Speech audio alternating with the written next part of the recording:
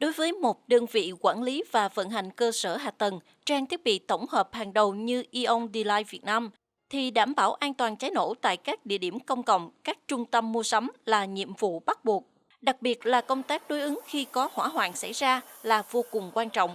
Vấn đề này luôn được Aeon Delight Việt Nam quan tâm và thực hiện thường xuyên. Cụ thể, trong ngày 10 tháng 8 vừa qua, đơn vị này đã tổ chức diễn tập phòng cháy chữa cháy tại trung tâm mua sắm Aeon Mall Bình Dương. Mục đích của đợt diễn tập lần này là nhằm đảm bảo an toàn cho khách hàng, nhân viên và tài sản trong tòa nhà, đồng thời nâng cao nghiệp vụ phòng cháy và chữa cháy, công tác tự phòng cháy chữa cháy và đối ứng ngay khi có hỏa hoạn xảy ra cho lực lượng tại chỗ. Tình huống được giả định như sau. Vào lúc 9 giờ ngày 10 tháng 8 năm 2018, xảy ra đám cháy tại tầng 2 khu food court của trung tâm mua sắm. Tuy sự cố xảy ra bất ngờ, nhưng nhân sự của Aeon Delight Việt Nam, nhân viên chăm sóc khách hàng, nhân viên an ninh, nhân viên vệ sinh, nhân viên bãi xe, nhân viên tại khu food court, nhân viên phòng cháy chữa cháy cơ sở vẫn bình tĩnh xử lý chữa cháy tại chỗ, hướng dẫn di tản khách hàng và tài sản theo lối thoát hiểm đến những địa điểm an toàn. Do đám cháy lớn, bùng phát khó kiểm soát, phải có sự can thiệp của lực lượng phòng cháy chữa cháy chuyên nghiệp 114. Các nhân viên của Aeon Delight Việt Nam tích cực tham gia hỗ trợ lực lượng cứu hộ cứu nạn, tiếp tục hướng dẫn thoát nạn, sơ cấp cứu cho khách hàng của trung tâm mua sắm. Trong môi trường trung tâm mua sắm Aeon Bình Dương Canary thì đây là môi trường trung tâm mua sắm nên là tập trung rất là đông khách hàng và hàng hóa, đó là cái nơi mà xảy ra cháy nổ rất là cao. Thì với việc luôn đặt nguyên tắc là đảm bảo an toàn cho khách hàng lên hàng đầu, thì chúng tôi công ty Aeon Delight Việt Nam thì luôn chú trọng đến việc đảm bảo thực hiện đầy đủ tất cả công tác để chuẩn bị cho cái việc mà phòng chống cháy nổ an toàn trong trung tâm. Thì hàng tháng thì chúng tôi có tổ chức 2 lần diễn tập phòng cháy chữa cháy cho toàn thể nhân viên. Lần 1 đó thì sẽ tổ chức diễn tập cho toàn thể nhân viên với các thao tác thực tế bằng việc cứu hỏa bằng sử dụng bình chữa cháy, các công cụ chữa cháy. Còn đợt 2 thì đợt 2 trong tháng thì chúng tôi có tổ chức cho các bạn nhân viên mới vào công ty nắm hiểu rõ những cái tầm quan trọng, những cái cơ bản nhất của việc phòng cháy chữa cháy. Thì buổi diễn tập phòng cháy chữa cháy hôm nay thì với một tình huống giả định là một đám cháy nhỏ ở trên một cái quầy hàng ăn uống tầng 2. Thì đây là một cái chủ đề thực sự là rất thực tế. Thì nó rất là dễ xảy ra trong một cái môi trường trung tâm mua sắm, và đặc biệt là những cái gian hàng mua kinh doanh ăn uống. Thì để mà thực tế hóa đi cái tình huống giả định này, chúng tôi đã có trang bị khói rất là nhiều. Thì khi mà diễn tập thì để đem lại cái cảm giác cho các bạn nhân viên, thì khi mà các bạn sẽ hiểu rõ được là cái sự khó khăn như thế nào, cái sự hiểm họa như thế nào khi mà đám cháy thực sự xảy ra. Thì buổi diễn tập hôm nay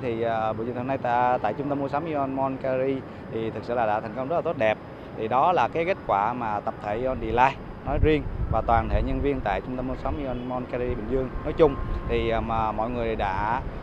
đó là cái kết quả mọi người đã nỗ lực trong thời gian qua. Và đó là cái kết quả mà đã phản ánh toàn bộ nhân viên đã hiểu rõ, thấm nhuần cái sự quan trọng của công tác phòng cháy chữa cháy. Buổi diễn tập phòng cháy chữa cháy này có đôi chút khác biệt với các năm trước. Năm nay chúng tôi đánh giá cao và đẩy mạnh công tác tự phòng cháy chữa cháy. Trong tương lai sau này, Aeon Delight Việt Nam sẽ chủ trương phát triển công tác tự phòng cháy chữa cháy. Thêm nữa, lượng khách hàng đến với trung tâm mua sắm Aeon Mall ngày càng nhiều sẽ kéo theo phát sinh hỏa hoạn cao. Vì vậy, khi xảy ra sự cố cháy nổ, chúng tôi muốn nhân viên của mình có hành động đối ứng chính xác. Mỗi ngày chúng tôi cần phải luyện tập thường xuyên, và chúng tôi nghĩ rằng sự phối hợp giữa đơn vị quản lý và vận hành cơ sở hạ tầng như Aeon Delight Việt với cơ quan công an phòng cháy chữa cháy địa phương cũng rất quan trọng. Phương châm kinh doanh của công ty Aeon Delight Việt Nam chúng tôi là mang đến sự an toàn, an tâm, thoải mái cho khách hàng. Chính vì vậy, hôm nay chúng tôi tổ chức buổi diễn tập phòng cháy chữa cháy này. Được biết, đây là hoạt động hàng năm của Aeon Delight Việt Nam và công tác này luôn được chuẩn bị từ nhiều tháng trước đó. Đồng thời, hàng quý vẫn có những buổi diễn tập được tổ chức đều đặn. Công tác chuẩn bị luôn được Aeon Delight Việt Nam chú trọng, từ việc phân công nhiệm vụ từng tổ chức năng đến việc kiểm tra toàn bộ các thiết bị phòng cháy chữa cháy của tòa nhà như bình chữa cháy, hệ thống báo cháy, vòi xịt, đèn thoát hiểm. Đặc biệt, việc huấn luyện nhân viên về ý thức và kỹ năng đối ứng trước những tình huống khẩn cấp luôn được chú trọng.